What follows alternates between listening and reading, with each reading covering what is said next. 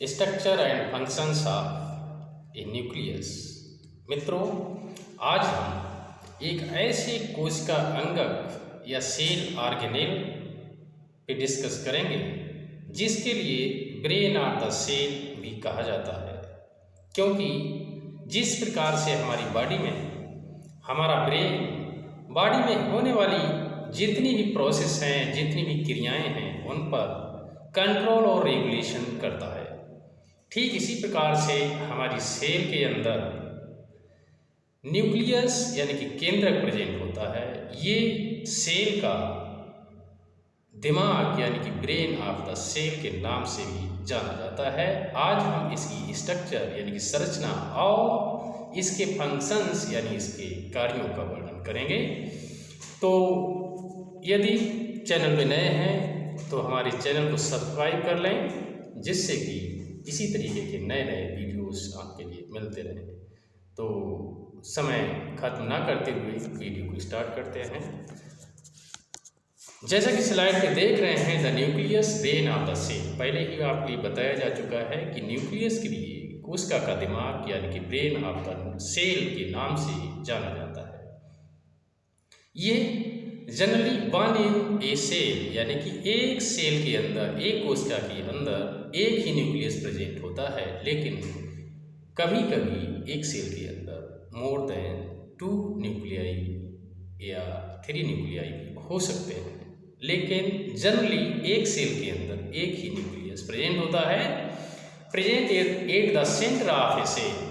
और जनरली कोशिका के यानी सेल के सेंटर में बीचों बीच में ये प्रेजेंट होता है, हैविंग डीएनए मॉलिक्यूल यानी कि न्यूक्लियस के अंदर ही डीएनए मॉलिक्यूल प्रेजेंट होता है। और डीएनए मॉलिक्यूल की प्रेजेंस के कारण जितनी भी जेनेटिक इंफॉर्मेशंस हैं ये इसके अंदर स्टोर होती हैं। और ये है स्ट्रक्चर ऑफ ए न्यूक्लियस।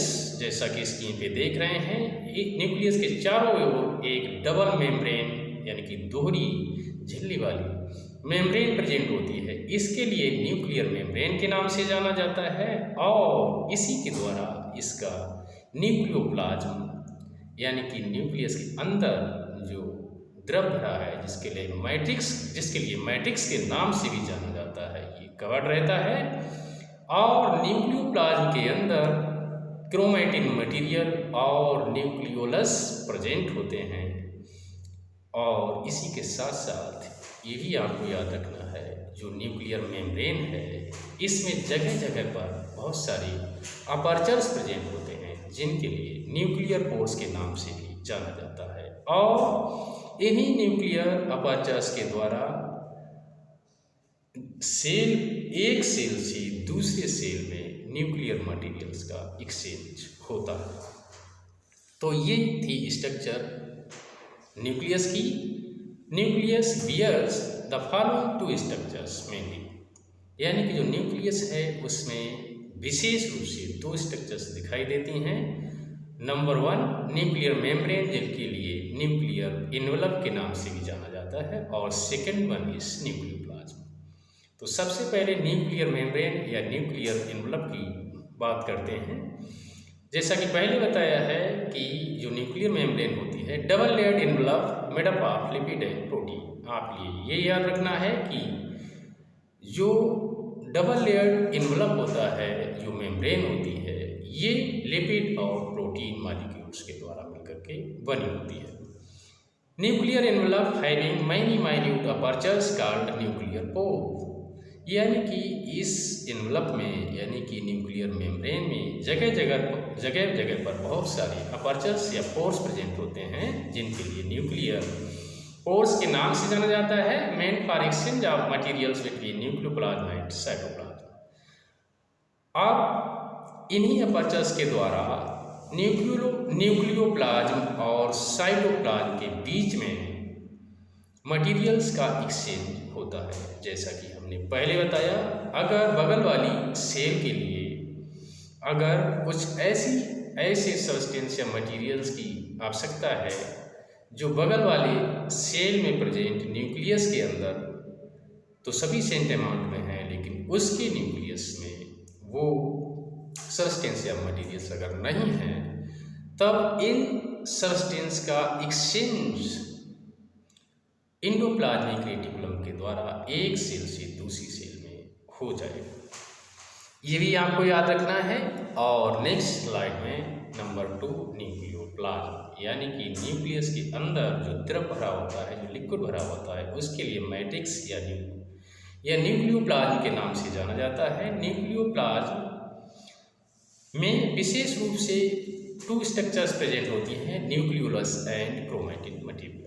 अब इसमें जो न्यूक्लियोलस है उसमें देख लीजिए हैविंग प्रोटीन एंड आरएनए, यानी कि जो न्यूक्लियोलस है वो प्रोटीन और आरएनए के द्वारा मिलकर के बनी होती है। इसीलिए आरएनए की प्रेजेंस के कारण न्यूक्लियस के अंदर प्रोटीन सिंथेसिस का भी रोल प्ले किया जाता है।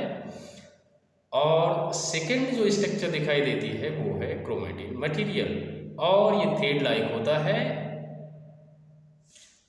जो कि डीएनए और हिस्टोन प्रोटीन का बना होता है। इसीलिए जितनी भी इंफॉर्मेशंस हैं या जेनेटिक इंफॉर्मेशंस हैं सेल के अंदर, तो वो सारी की सारी इसमें स्टोर रहती है। यानी कि न्यूक्लियस में जेनेटिक इंफॉर्मेशंस स्टोर होने के कारण ही इसके लिए जेनेटिक इंफॉर्मेशंस इनहेरिटेंस का सेंटर माना जाता है।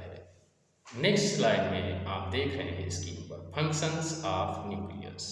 वैसे तो न्यूक्लियस के बहुत सारे फंक्शंस हैं, लेकिन यहाँ पर कुछ इम्पॉर्टेंट फंक्शंस के बारे में हम डिस्कस कर रहे हैं, जिसमें number 1 regulate the cell cycle, यानी कि जो सेल साइकिल है, जो कोश का विभाजन की साइकिल है, उस पे भी रेगुलेशन किया जाता है न्यूक्लियस के द्वारा। Controls on all the metabolic activities of the cell, जिस प्रकार से हमारी बॉडी में बहुत सारी प्रोसेस हो रही हैं, जिसमें रेस्पिरेशन है, डाइजेशन है, एक्सक्रीशन है, इसी तरीके से यानी कि बॉडी में जितनी भी प्रोसेस हो रही हैं, जितनी भी क्रियाएं हो रही हैं, they are combinedly called as metabolic activities as well as metabolic process of the body.